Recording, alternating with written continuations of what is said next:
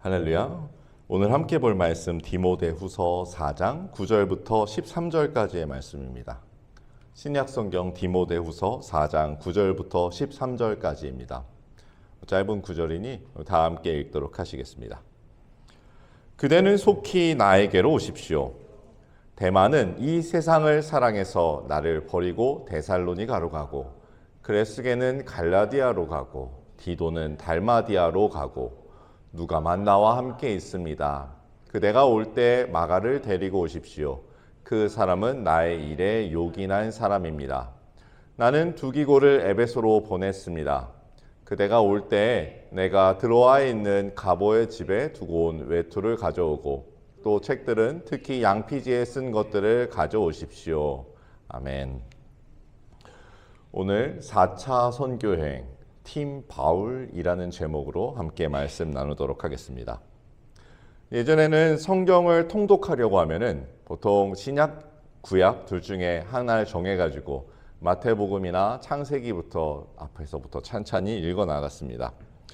요새는 성경을 더 잘 이해하고 더 쉽게 보는 방법을 만들기 위해서 여러 가지 통독 방법이 나왔는데, 그 중에 하나가 역사 순서대로 읽기입니다. 성경 66권이 모두 다 중요하고 소중한 하나님의 말씀입니다. 그런데 어쨌든 이거를 분류하는 방법이 있었는데, 성서학자들이 성경 66권을 잘 살펴본 결과 그 중에 역사서로 분류할 만한 책들이 있었다라고 했습니다. 구약 성경에서는 좀 많습니다. 여호수아, 사사기, 룻기, 사무엘상하, 열왕기상하, 역대상하, 에스라, 느헤미야, 에스더까지가 역사서로 취급이 됩니다.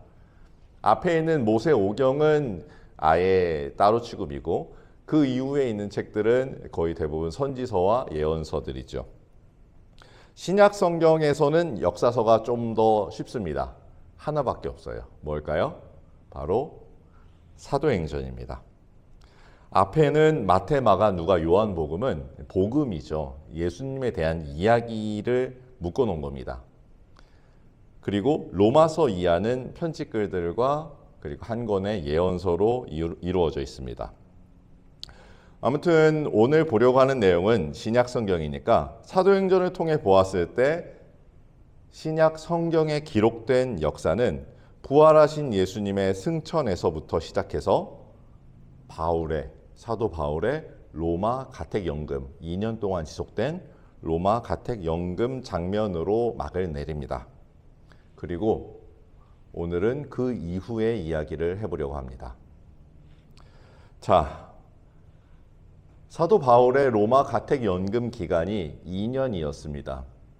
그리고 이것은 재판을 준비하는 과정이었는데, 아마도 사도 바울을 상소한 원고 측 유대인들이 등장하지 않았던가, 아니면 사도 바울이 무죄로 판결되어서 이제 가택연금은 끝나게 됩니다. 거기까지가 2년의 기간이었고, 그 이후 바울은 로마에서 배를 타고 꿈에도 그리던 서바나, 이베리아 반도, 오늘날의 스페인 땅으로 갑니다. 아마도 예상하기로는 첫 상륙한 장소는 오늘날의 바르셀로나에서 남쪽으로 100km 정도 떨어진 곳에 있는 타라쿰이라는 도시였을 것입니다. 지금의 스페인 땅 바르셀로나 근방에 내린 바울과 선교팀은 그 이후 로마의 고속도로를 타고 서쪽으로 복음을 전하고, 지브롤터 해협 넘어 유럽의 서쪽 끝까지 복음을 전하는 데 성공합니다. 약 2년간의 이베리아 반도에서의 선교를 마친 바울은 지중해 남부의 항로를 통해서 소아시아로 이동합니다. 그리고 중간 기착지인 크레타 섬, 아테네 남부에 있는 섬이죠. 크레타 섬에 도착한 바울과 선교팀 일행은 놀라운 소식을 듣습니다. 그 사이에 최근에 로마에 엄청나게 큰 화재가 발생해서 수도 로마의 3분의 2가 잿더미로 변해버리는 사건이 벌어졌다는 겁니다. 범인이 누군지는 정확히 알 수 없습니다. 무엇이 문제였는지도 밝혀지진 않았습니다. 그런데 황제 네로가 노발대발하면서 기독교인들을 범인으로 규정하고 대학살을 벌이기 시작했다는 점입니다. 처음에는 수도 로마에서 탄압이 일어났습니다. 그리고 점점 기독교인에 대한 탄압과 학살이 널리 퍼지기 시작했습니다. 이것은 바울의 로마 시민권조차 막아줄 수 없는 최악의 기독교 탄압이었습니다. 자, 이제 선교팀들이 크레타 섬에 머물 수 있는 시간은 많지 않았습니다. 점점 옥죄어오는 탄압의 칼날을 피해서 계속해서 이동해야 됐기 때문입니다. 고작 2-3개월의 짧은 선교를 통해 개척교회를 세운 후 바로 소아시아로 향합니다. 지금부터는 언제 잡혀갈지 모르는 압박 속에서 선교를 이어갑니다. 베드로가 십자가에 거꾸로 달려 순교한 것도 바로 이때의 일입니다. 소아시아의 에베소, 밀레도, 드로아를 거쳐 다시 그리스 북부의 빌립보와 데살로니가, 남부의 고린도를 순회합니다. 기존에 세웠던 교회들을 다시 방문하여 그들의 신앙을 굳건히 세우고 교회를 재정비합니다. 그리스 북부의 빌립보와 데살로니가, 남부의 고린도를 순회한 후 그리스 서부의 니고볼리에서 겨울 사역을 하며 잠시 숨을 고르고 각지의 교회를 재정비하고 이듬해 소아시아에 재방문하였을 때 현장에서 로마 헌병대에 의해 바울은 체포됩니다. 로마 지하 감옥에 투옥되고 6개월 만에 형장의 이슬로 순교합니다. 오늘 본문 디모데후서는 바울이 로마 지하 감옥에서 디모데에게 쓴 편지로서 바울 서신 중 맨 마지막 편지이고 따라서 바울의 유언과 같은 글입니다. 디모데는 당시 바울의 뜻을 따라 에베소 교회에서 사역하고 있었습니다. 바울이 크레타 섬에서 에베소에 처음 방문했을 때 에베소 교회를 다시 격려하고 그곳에 디모데를 머물게 하여 디모데가 그곳에서 목회하도록 합니다. 바울이 디모데를 불렀을 때 디모데 후서를 기록할 당시 바울의 나이는 62세, 디모데의 나이는 36세였습니다. 바울은 고대 사회임을 감안하면 상당한 노년이었고 지병까지 있었습니다. 그래서 지하 감옥 속에서 괴로워하며 아들같이 여기던 디모데를 급히 호출하고 있는 것입니다. 고대 사회이기에 죄수들을 위한 배려는 없었고 그 지하 감옥에서 추운 겨울을 나기 위해서 외투와 그리고 두고 온 성경책을 챙겨달라는 부탁을 하고 있는 장면입니다. 오늘 읽었던 5절 짧은 본문 안에는 여러 인물이 등장합니다. 그대라고 표현된 수신자 디모데를 제외하고서도 데마, 그리스게, 디도, 누가, 마가, 두기고 총 6사람이 등장합니다.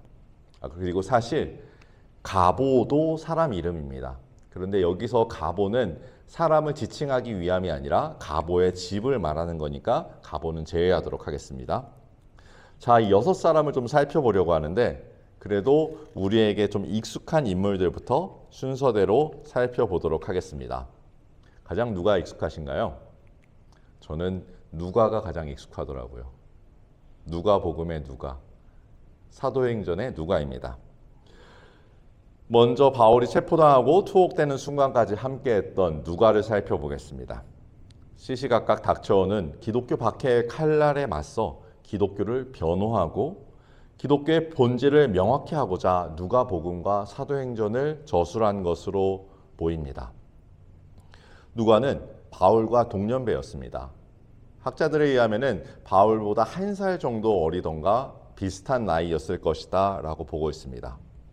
그는 바울과 가장 가까운 곳에서 바울의 주치의이자 바울의 비서이자 서기로서 활동을 했습니다.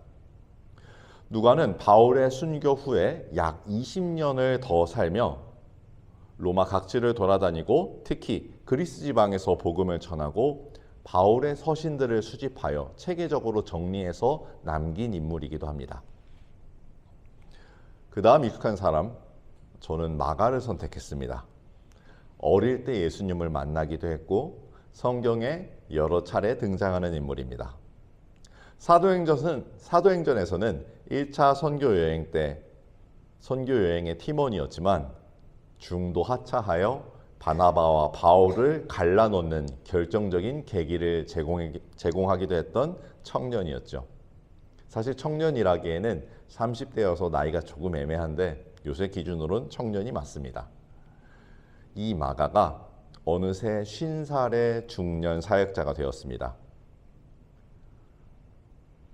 알렉산드리아에 교회를 세우고 그리고 로마까지 와서 베드로의 제자가 된 마가는 베드로가 순교당하기 전까지 베드로에게 들은 예수님의 행적과 설교를 토대로 최초의 복음서 마가복음을 기록합니다. 그리고 부름 받고 달려와 로마에서 바울을 만난 마가는 이듬해 다시 알렉산드리아의 교회로 가서 사역하다가 현장에서 순교합니다.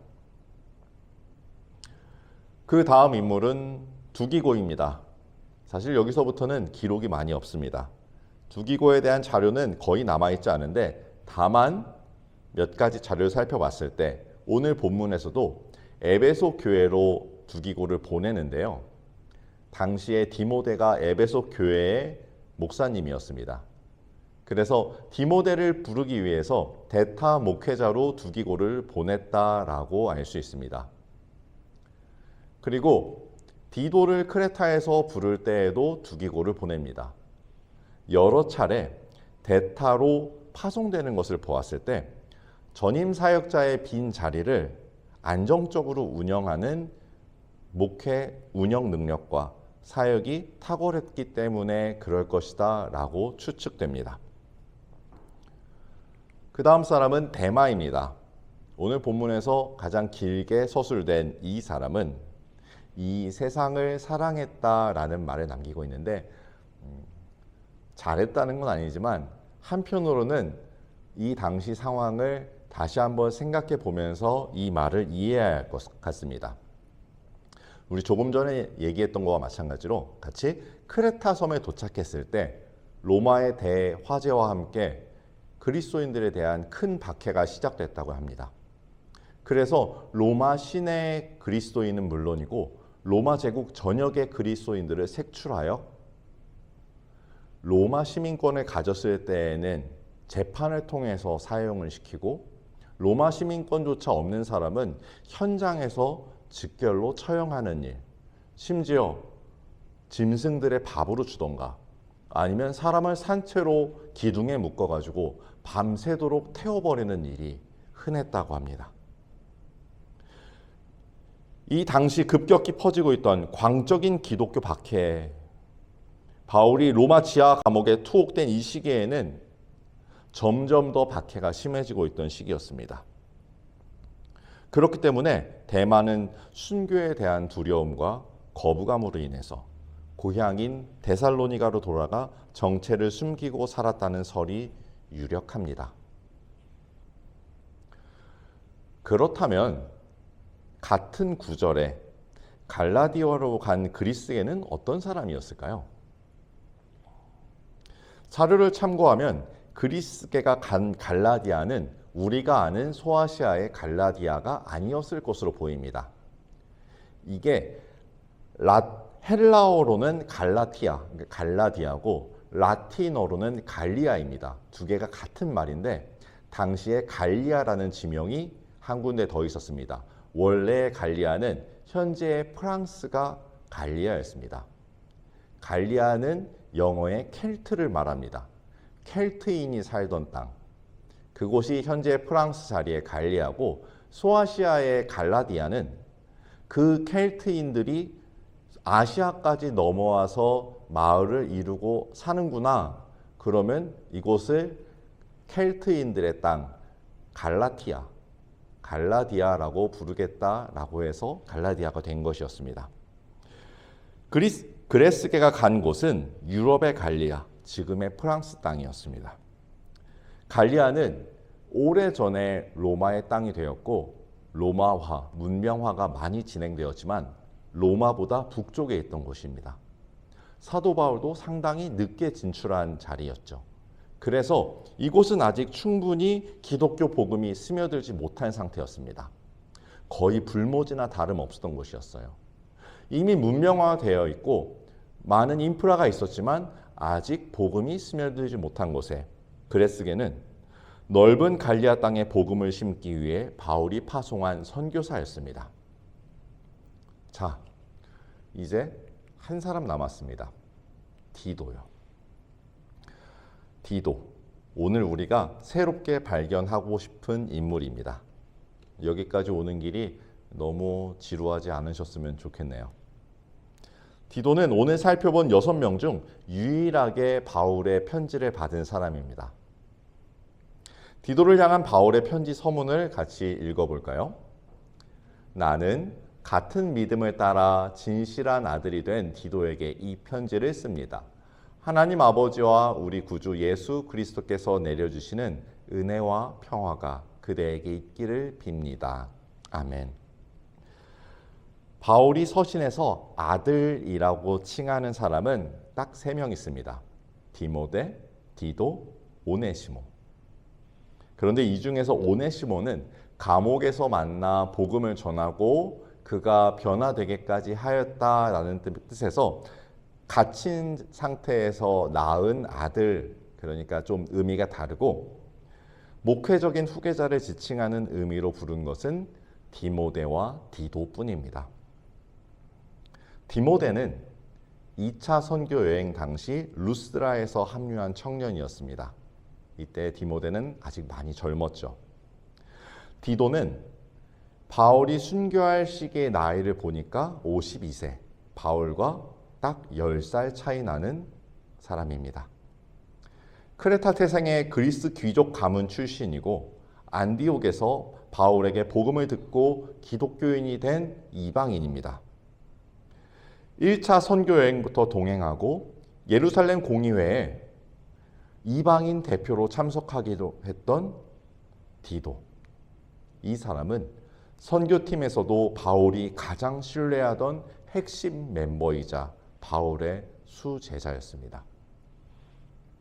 많은 분들이 디도가 사도행전에 등장하지 않았다는 이유로 디도의 비중을 축소해서 생각하거나 간과하는 경우가 많은데 바울의 선교팀 주요 멤버 중에서 사도행전에 전혀 등장하지 않는 사람은 딱 2사람 있습니다. 첫 번째가 누가이고 두 번째가 디도입니다. 누가는 왜 등장하지 않았을까요? 바로 자기가 썼기 때문입니다. 사도행전을 누가 본인이 기록하니까 자신에 대한 이야기를 쓰는 것이 교만하게 느껴져서 겸손의 의미로 자신을 생략한 것으로 보여집니다. 그럼 디도는 왜 뺐을까요? 누가가 싫어하는 사람이었을까요? 아니요. 누가가 가장 사랑하는 사람이었습니다. 왜 그럴까요? 이건 아직 정확한 의견은 없습니다만 그래도 학계에서는 아마도 누가의 동생 또는 사촌이었을 것이다 라고 보고 있습니다. 누가와 디도가 형제나 사촌이었기 때문에 역시 마찬가지로 겸손의 의미로 생략했을 것이다 라는 것이 학계의 지배적인 이론입니다. 우리는 디도의 사역을 통해서 디도에 대해 더 자세히 알 수 있습니다. 디도가 했던 일들인데요. 첫 번째로는 고린도 교회의 갈등을 해결한 사람입니다. 고린도 교회는 무려 4번의 편지를 받습니다. 바울이 방문하기도 많이 했지만 무려 4번의 편지를 받을 만큼 오랫동안 해결되지 않는 문제들이 있었습니다. 첫 번째 편지는 발신일과 누가 가지고 갔는지조차 미상입니다. 두 번째 편지가 고린도 전서. 고린도 전서를 들고 간 사람은 디모데가 아니지만 고린도 전서를 가지고 고린도 교회에서 사역했던 사람은 디모데였습니다. 디모데는 열심히 사역했지만 어쨌든 고린도 교회의 문제를 완전히 해결하지 못했습니다. 그리고 세 번째 편지, 눈물의 편지라고도 하는 고린도 교회를 향한 바울의 세 번째 편지를 들고 방문한 사람이 바로 디도입니다. 디도는 강력한 카리스마와 따뜻한 소통으로 성도들의 마음을 돌려놓고 눈물로 회개하게 만듭니다. 그리고 디도로부터 사역의 결과를 들은 바울이 하나님께 감사하는 마음으로 마지막으로 썼던 편지가 고린도 후서입니다. 고린도 후서를 보면은 디도의 사역의 결과가 자세히 기록되어 있음을 우리는 알 수 있습니다. 또한 고린도 교회의 모든 문제들이 잘 해결되었다는 것도 알 수 있습니다. 그리고 오랫동안 지지부진하던 고린도 교회의 연보 문제, 예루살렘 교회를 향한 구제 헌금 모금의 문제까지 디도가 가서 마지막으로 잘 해결을 합니다. 디도의 두 번째 사역은 바로 크레타 신생교회의 정착 문제였습니다. 디도서에 있는 바울의 표현에 따르면 크레타는 거짓말쟁이들의 섬이었습니다. 크레타 섬의 모든 주민은 거짓말이 심했고, 그리고 역사 자료에 따르면 크레타는 해적들의 섬이기도 했습니다. 해적들의 섬, 또는 험하고 거짓말을 많이 하는 뱃사람들의 섬, 그곳이 크레타였습니다. 오늘날 우리가 알고 있는 지중해 아름다운 휴양지 크레타와는 많이 차이가 있습니다. 4차 선교 여행 때 이베리아 반도 다음이 크레타 섬에서의 전도였는데, 그곳에서의 한 2, 3개월 정도의 전도 기간 동안 충분히 교회를 세우지는 못한 것으로 보입니다. 특히 바울은 본인의 표현에 따르면 글 솜씨에 비해서 말 솜씨가 부족한 사람이었습니다. 언변이 부족하였기 때문에 크레타인들을 충분히 설득하고 마음을 돌려놓기에는 부족한 시간이었다고 보입니다.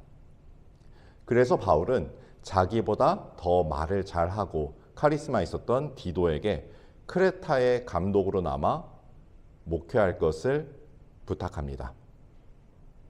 체구가 당당하고 카리스마 있는 디도는 거친 크레타인들을 상대로 전혀 밀리지 않고 자리 잡지 못한 신생교회를 세울 수 있었습니다.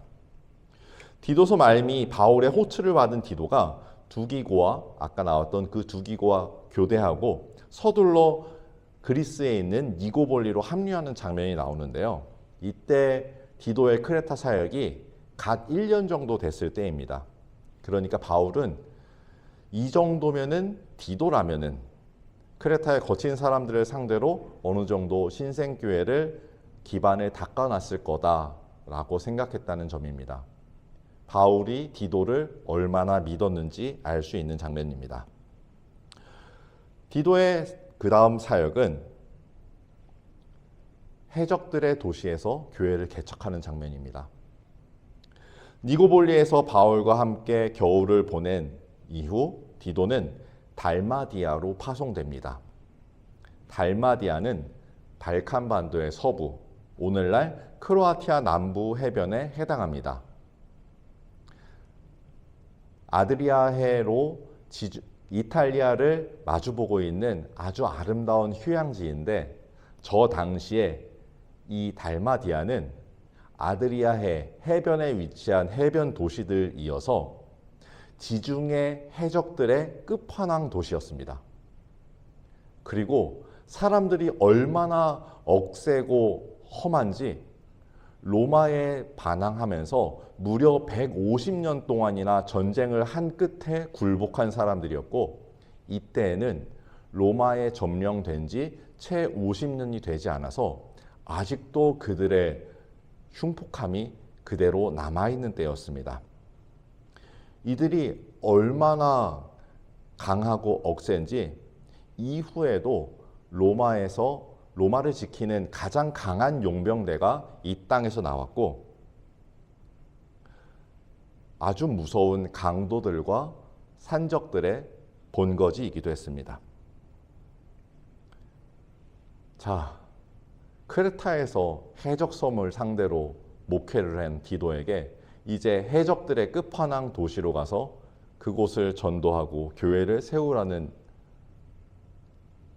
사역을 줍니다. 바울이 생각하기에 크레타 이상으로 거칠고 험한 지역에서 교회를 세우고 맞설 수 있는 사람은 단언컨대 디도 외에는 없었던 것 같습니다. 이 모든 일들이 로마 대화조로 인해 촉발된 네로 황제의 기독교 박해 때에 일어난 일들입니다. 아주 많은 초기 교회 목회자들이 순교하고 많은 그리스도인들이 명을 달리하였습니다. 하나님의 부르심을 받아갔고 많은 교회들이 세워지며 또 많은 교회들이 무너지기도 한 때입니다. 네로 황제의 기독교 박해 때부터 시작하여 도미티아누스 황제, 데키우스 황제의 박해를 겪으며 교회는 카타콤으로 숨어 들어갔고 디오클레티아누스 황제는 성경을 불태우고 모든 교회를 파괴하고 심지어 성도로 판명될 경우에는 그의 시민권을 박탈하고 군대와 관직에서 내어 쫓아 이후에 처형하는 등 기독교의 뿌리를 뽑으려는 대박해를 저지르기도 합니다. 그리고 바울의 순교 이후 시간이 200년 지난 후 디도가 복음의 씨를 뿌렸던 해적들의 땅 달마디아에서 한 사람이 태어납니다. 그의 이름은 콘스탄티누스. 기독교를 핍박으로부터 해방시킨 황제의 이름입니다. 또한 바울이 끝까지 가고자 소망해서 기어이 밟은 땅 이베리아 반도, 지금의 스페인, 그곳에서 태어난 사람의 이름은 테오도시우스. 이 황제는 기독교를 로마의 국교로 공인한 사람입니다. 바울과 디도, 그리고 모든 선교 팀원들, 각 지방의 성도들은 죽음의 위협 속에서도 순교를 기뻐하며 피를 흘렸습니다. 그리고 그 피가 흐르고 넘쳐올라 교회가 익사할 지경에 이르렀을 때 피 뿌린 곳이 씨 뿌린 곳이 되어 마침내 열매를 맺었습니다. 오늘날 우리도 이와 같은 박해를 앞두고 있다 해도 과언이 아닐 것 같습니다. 세상에서 그리스도인이라는 호칭이 멸칭이 되었고 세상 사람들로부터 손가락질 받으며 심지어는 사회에서 실질적인 불이익을 받더니 이제는 국가에서 법적으로 제재를 가하기 시작하는 일들이 세계 곳곳에서 일어나고 있습니다. 참으로 2000년 전과 동일하게 나아가는 모습이 아닐 수 없습니다. 그러면 우리는 어떻게 해야 할까요? 무엇을 해야 할까요? 물론 2000년 전의 로마의 정치 체계와 현대 사회의 구조가 다르긴 합니다만 바울과 선교팀을 통해 배울 것은 한 가지입니다. 각 사람이 각자의 모양대로, 성정대로, 능력대로 최선을 다해 사명을 감당하는 것입니다. 디도의 능력이 있는 사람은 디도와 같이 험한 곳에서 교회를 세울 것이고 디모데와 같은 사람은 온유하면서도 말씀을 연구하며 진리를 세워야 할 것이고 누가는 복음서와 행전을 통해 기독교를 변증하려고 했으니 각자의 역할에 따라 누군가는 교회의 무죄를 변론하고 정의를 부르짖어야 할 것입니다. 오늘은 성령 강림 주일입니다. 성령께서 이 땅에 오셔서 이 사도행전의 역사를 이끌 때 각 사람이 각자의 성품대로 각자의 능력대로 각각 사역하게 했지만 이들은 모두 한 목표를 바라보면서 나아갔습니다. 바울이 무엇라 말했던가요? 나는 선한 싸움을 다 싸우고 달려갈 길을 마치고 믿음을 지켰습니다. 이제는 나를 위하여 의의 면류관이 마련되어 있으므로 의로운 재판장이신 주님께서 그날에 그것을 나에게 주실 것이며 나에게만이 아니라 주님께서 나타나시기를 사모하는 모든 사람에게도 주실 것입니다. 오늘 우리가 본 바울의 유언장 그 앞에 있는 내용입니다. 이 모든 것이 하나님의 영광을 위하여 진행되어야 한다고 했습니다. 우리가 각자의 모습대로 하지만 한 목표를 바라보는 것은 우리에게 한 성령께서 임하셨기 때문입니다. 이 싸움의 재판장은 주님이십니다.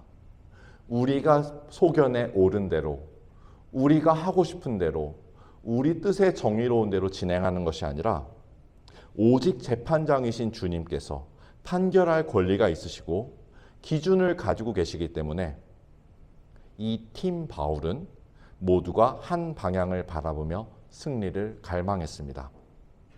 그래서 팀 바울은 팀 어벤져스라고도 할 만합니다.